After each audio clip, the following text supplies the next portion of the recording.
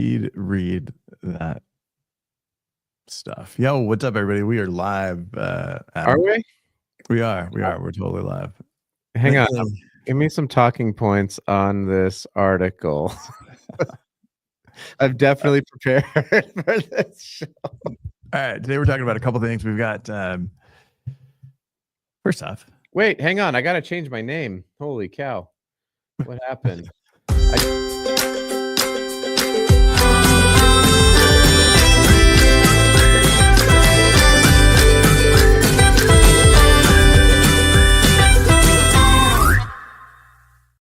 And what's great, Leo, is that she legally changed her name to Salsa Queen.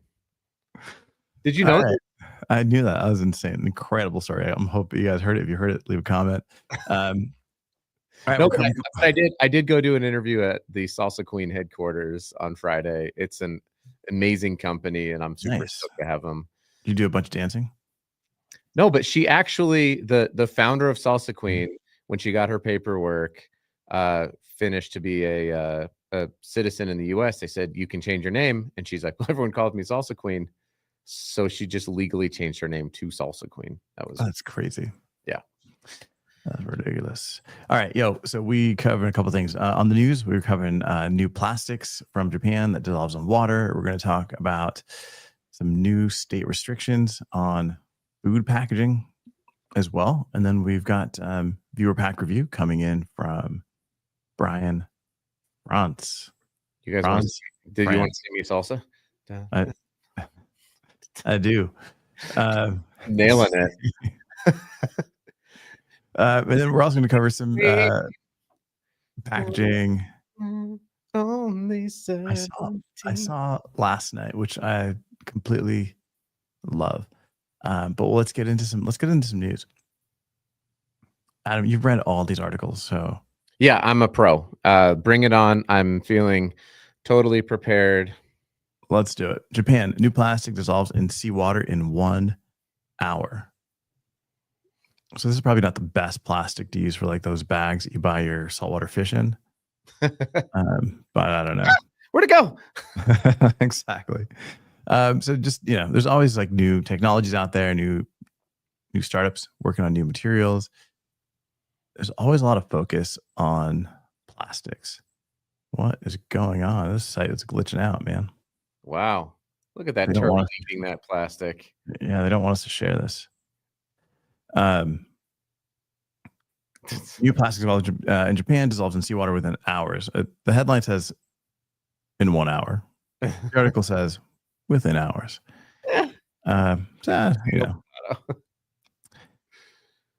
Oh man, what is going on? This is super glitchy. Is terrible. And I noticed that when I totally read the article that it was kind of glitchy. Glitching for you? Yeah. Crazy. Yeah, I 100% read it. I did comment on this though, right? Like, where does it go? Yeah. Like it dissolves is like, it just, that's the phrase.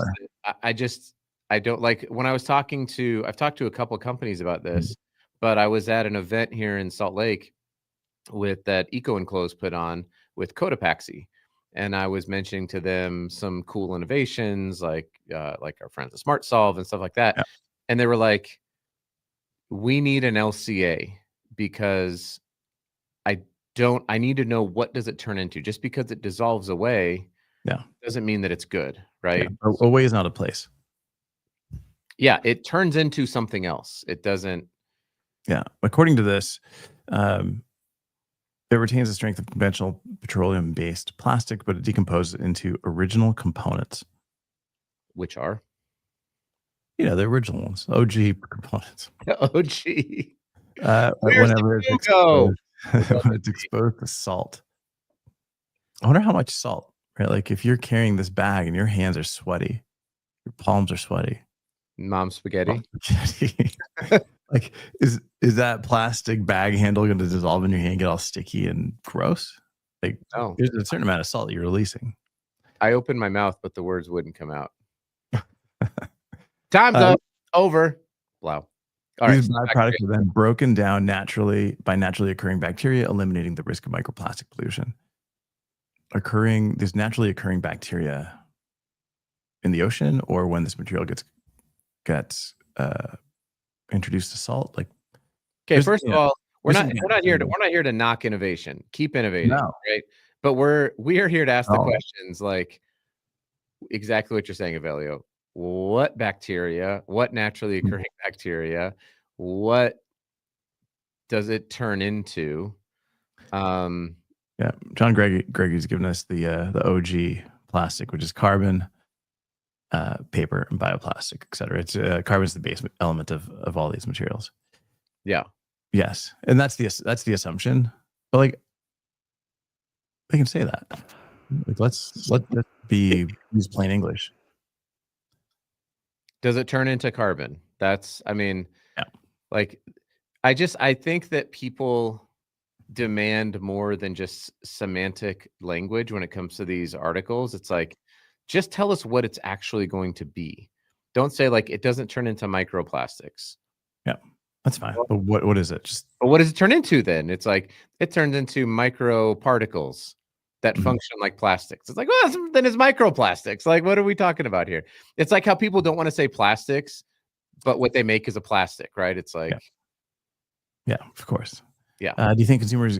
Chris Olson asking, do you think consumers are ready for packaging that's intentionally less durable? Yeah, packaging only needs to be as durable as it needs to be for the lifetime of the actual product, right? That's the rub with traditional carbon or fossil fuel derived plastics is that they are durable for well beyond the life cycle of the product, right? So if you can cut that back so that the packaging is, breaking down, I guess, or is easier to break down. That's the whole problem with recycling and compostability when it comes to plastics, is that plastic is meant to last. Most of it is meant to last for a very long time, which makes it great for a lot of applications. Yeah. So just finding the right application, the right material for the right application. Next up, we've got this. Let's see if I can add this up here. Boom. Get ready for new state restrictions on food packaging. This just reminds me of what you were talking about before on a lot of those pouches that you were going through, through the grocery store and what's not going to be allowed in California. This isn't specific to that, but there's just a lot of changes happening, and then down the line, it impacts brands tremendously, and they're not paying attention. Yeah. I can tell you that this article has 10 different points in it. Thanks, Chad. GPT. My friend Chad says that there's an emerging patchwork of state requirements for EPR. There's compliance risk across the entire supply chain because everyone has to be involved. They're putting minimum PCR requirements, which we know are happening. Yeah. PFAS bans are. Polystyrene foam phase outs are increasing. Labeling and recyclability for truth in labeling rules to get rid of greenwashing. Yeah, exactly. It says don't call labels packaging. Is it saying that in there? I didn't. It's in the fine print. Chad did not pick up on that. The FDA encouraged voluntary PFAS phase out. Scrolling this article like anybody's actually reading it. No federal mandates have passed. I'm definitely reading. Yeah, all of my notes. Like plastic reduction, use of at least 50% recycled plastic. Would you like a state-by-state breakdown or insight on strategic packaging pivots or an implementation checklist tailored to your business? No. All packaging must be recyclable or compostable by 2032.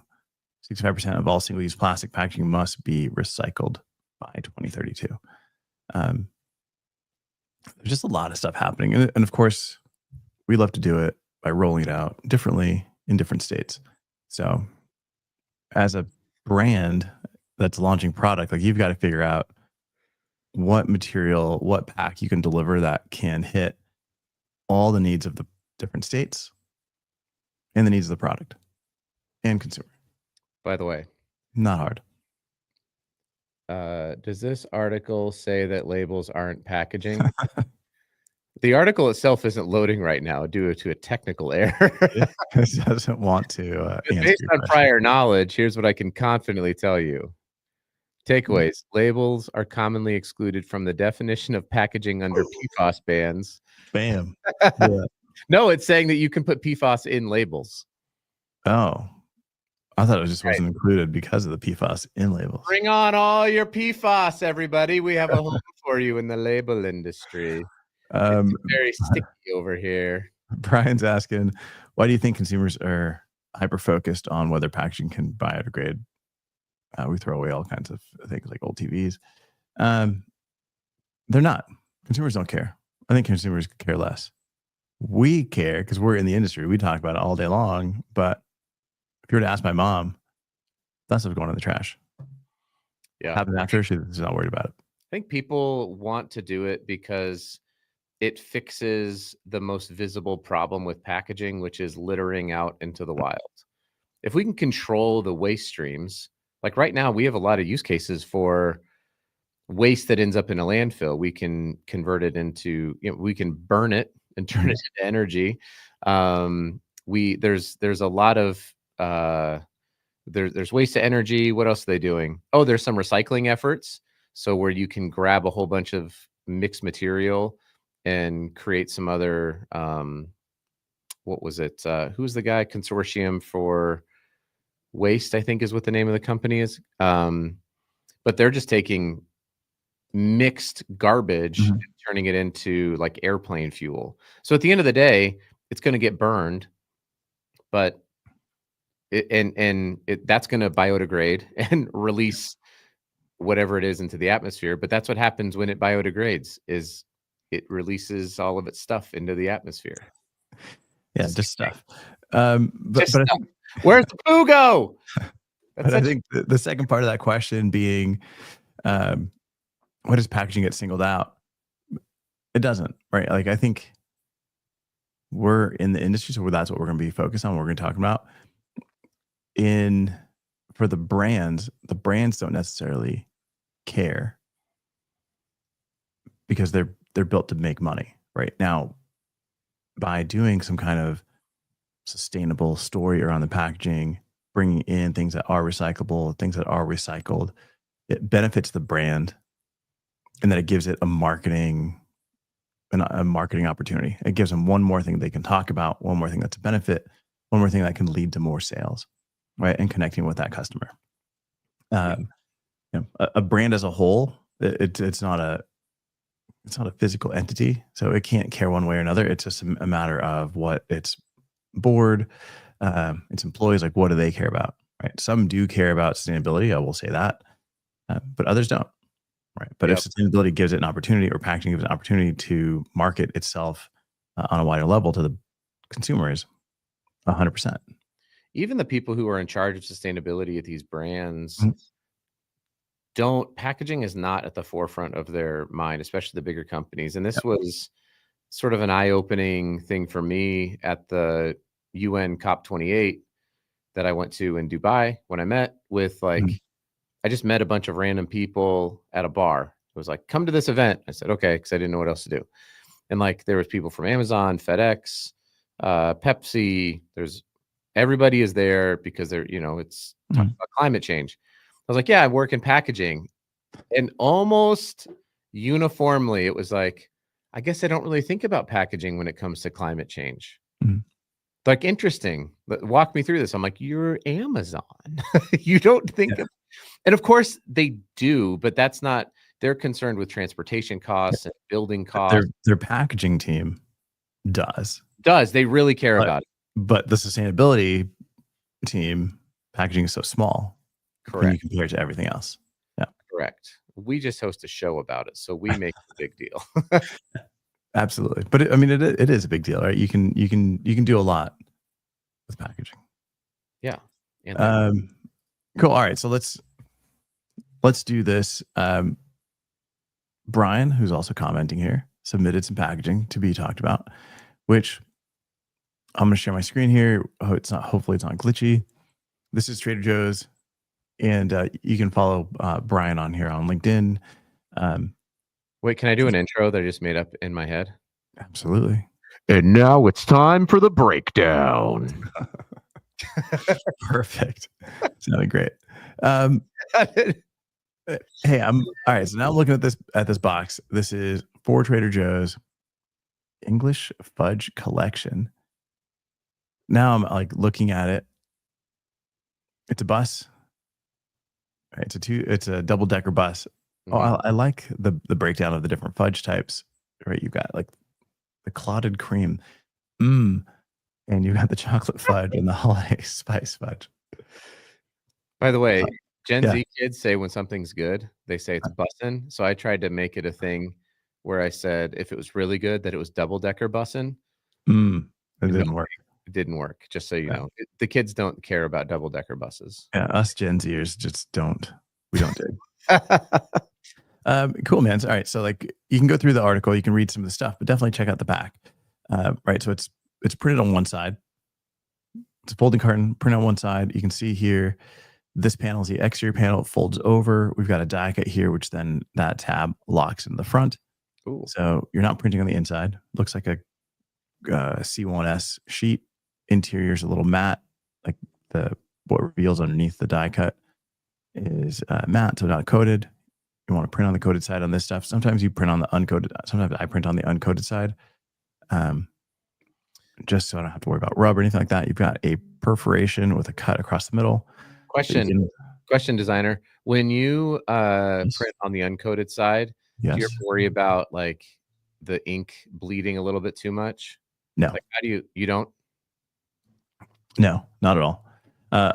Depending on the board itself, if you're using depending on the SBS, if it's if it's like a less dense material, then yeah, you'll get some spreading. But if you're using like like a 300 GSM, 350 GSM, Speak and this, American, please. I don't. What does that mean? yeah, I don't know. I, 20, 20 point, 24 point. I don't measure board in anything else other than GSM because then at least I know the density of that board. Okay. Um, All right. We can keep going. the ink will sit nice and neat on top of that, and you just throw a nice varnish over that. That'll keep the ink from bleeding. Um, reason why you might want to do that is if it's like going to go through quite a bit, or you're printing over the folds where the coating may crack, and you don't want to reveal any of that white. So if you're doing it on the uncoated side, the ink gets absorbed into the fibers. So if it folds, there's no cracking. If there's like pull where the fibers kind of start separating a little bit, it's still gonna be the color because it's absorbed through. So that's kind of the benefit of doing that. Got it. Um, Oh, this is a 3-pack. Brian's saying UV print really helps, makes images more crisp on the uncoated sheets as well. Yeah, there's a lot of opportunity to do some cool stuff. Right. So super simple folding carton. You got tuck on both sides, ships flat, assembles pretty quick. You've got a nice, you can stack these on the side. So when you're That's a designing, Yep. Same tuck end yeah, to keep the edge yep, nice. they're locking, right? Because you're not going to open it from the side. You're going to open it from the inside. So Yep. super cool. You've got I don't know if the kids even know what these little stripes are on the edge here. This border. That's what it looks like. Dude, it's the old international envelopes, US Post envelopes. So if you're going to ship something out of the country, So it had to have like these stripes all the way around the outside edge of the envelope. such a Gen Z-er. You're so Gen Z. But no, great. So no matter which way you stack it, you're getting a clear sense of what it is. I would say from a design perspective, I think that there could be maybe an improved way to identify the products, the center stacked chocolate fudge, and then the right justified, left justified copy on these guys over those wheels is kind of, I think, could have been done differently. The products, that red doesn't help that clotted cream thing stick out. So maybe having like a little bit of white area around it, like if it was a window or something. Again, the focus being the chocolates, but this big bus on that white background definitely stands out. It communicates everything you need to. So I think pretty cool pack. He's saying he wishes they printed on the doors. Is that on the inside? Yeah, I think the inside's blank, isn't it? Yeah. And they could have, right? That's because that's part of the sheet. Yeah, it's part of the exterior. So this red could have rolled over. They could have done something cool. It could have been, anything. It could have been the door, like the bus door. Yeah, just opening up. Yeah. Yeah, like a good opportunity to complete that story. And I think this here could have been maybe not the same bus that's on the outside. Yeah, that's a little. Yeah, those are design decisions that were taken by whoever's putting that together. So interesting. Just for comparison, when I print flyers, posters, etc., they're often 120, 130, 250 GSM. So Chris, helping you out on what GSM English, Baxter. I don't speak GSM. All right. Before we wrap up, Brian, thank you so much for submitting this. If you guys have any kind of packaging you want to share, talk about, send it over to Brian. Not Brian. Send it over to myself, Brian, Adam, and we'll give him credit for everything. Or Corey. Let us, give us a little bit of breakdown on what the packaging is, what materials, like what you did, so we can kind of talk about it. The last thing now it's time for the breakdown. Next thing we're going to cover is, dude, I saw this pack. I was flipping through Instagram, as I typically do, like 3 o'clock in the morning. That's and bad. This pack, that's not healthy, popped up. This is like the coolest thing, man. So it's the Cookout Blonde Ale with Lime from Vine Street Brewing. This is put together by Whiskey Design. This is a Black-owned beer brand. But I think what the coolest thing about this is kind of the way they do break it down. And now it's time for the breakdown. They break down the design, right? So, there's music in here. There's dancing. Music brings people together. This is the one thing I love is like down on this cooler. There's like a thanks, Ernie. You can see it down here on the cooler. That is in reference to Ernie Barnes, whose painting you can see here, which if you ever watch The Jeffersons, was the intro to The Jeffersons. A little painting that yes, a little painting that's worth about $15 million at this point. But it's super inspired by it, like elongated arms, legs, like just the color, everything. So pretty awesome. And then you've got like all the little detail here, right? You got like the uncle playing the dominoes. You got people playing music, dancing, cooking, and then back to the beer. There's like a lime tree referencing the flavor. Like, there's just a lot. There's a lot going on, and it's fun. How's this printed? That is that's a shrink sleeve that's going on the can. I'm gonna guess it's a digital print on the shrink sleeve. And it would be amazing if they added one little design element, which I've talked about often, which is a perf. That would be great. But my guess is that's probably a digital print. It could be flexo depending on the volume that they're doing, but in all likelihood they went digital. There's some actually really cool inkjet digital. Just hang on a second. No, if you're looking at this like along the edge, right? Yeah. Is this does that look like it's actually a shrink sleeve, or maybe this is like a prototype just for the photography? Because I'm looking at the bottom here and I'm seeing all this wrinkling. Like that one looks more like a label. That's definitely a shrink sleeve. There's no chance that they are trying. If you try to wrap a label around that it would be way worse than that. Would it? Okay. Yes. But do shrink sleeves gather like that? They can if you don't run them through correctly in the shrink tunnel. Some shrink sleeve tunnels use radiant heat versus steam, and you can get that with radiant heat, because steam will shrink it all at once, whereas radiant heat kind of does it. It begins as it enters the tunnel, it starts to shrink, and then it will gather up. It can bunch up a little bit on the back or the sides. Oh, no, I love. I've never seen this brand. No, Vine Street Brewing, but definitely some cool stuff. You got there's just a lot of detail in here. There's a lot of cool illustration, painting styles happening. So definitely check these guys out because this is pretty cool. I love the artwork and the color schemes are incredible. Yeah, on these. Yeah, nice definitely. Work. Good find. I'm glad that your Instagram scrolling led you to discover this. Yeah, I'd love to talk to these guys over at Whiskey Design. Great stuff. Brian, it's 5 a.m. somewhere, sir. That's right. So let's get started. Yeah, you can. If you were if you're over in Europe, we're Avelio probably drinking already. Yeah. No, I think there's a great opportunity for storytelling for all of it. It's just kind of going back to the whole point of this episode. It's like, how can you storytell with packaging? The reason sustainability is important is because it gives you an opportunity to tell a story about that packaging, why it's sustainable, why it's better. And if you can connect with consumers that way, that's great.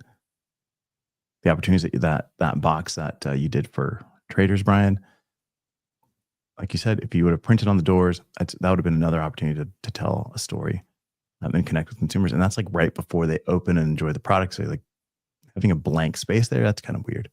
Like you want to bring them in and reward them for having gone through the hassle of opening the box, getting there, opening the box, like before you get to the product, one last message. And then the story, the deeper stories that this packaging from Vine Street Brewing selling, right? There's like more detail as you go through and you see what's happening in the packaging. Like this is the kind of packaging I remember as a kid where you would just sit there and like read it. Mm-hmm. It was like cereal box, like there's just not that experience anymore in packaging. There's like deeper meaning. There's like little things hidden. Like this is great packaging. I can see you just sitting there talking and kind of going through the pack.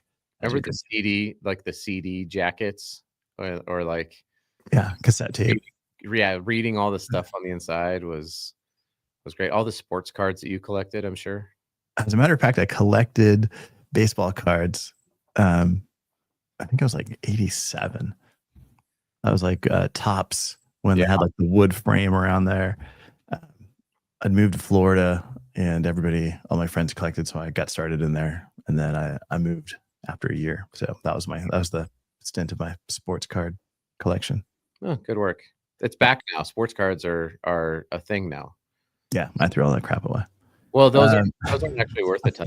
I found out because I have a whole bunch of old sports cards and my collection was like, those aren't great anymore. I'm like, yeah, nobody wants that crap.